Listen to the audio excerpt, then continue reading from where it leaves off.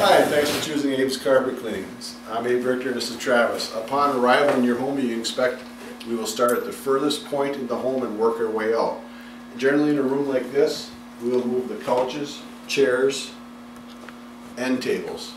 We do ask that you have the end tables cleared off because we do need to tip them to put foam blocks underneath them so they do not soil the carpet.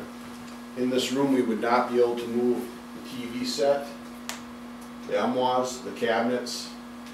In bedrooms we cannot move beds or dressers. We will only clean the traffic areas in the room, and that was all we will charge you for. Also, while in the room, we'd like to identify the spots in the areas in the rooms that need special attention. We put a chip down on top of them.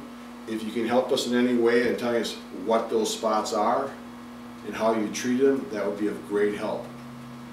Then from there, we will set up our equipment from the truck using specially treated water heated to 180 degrees.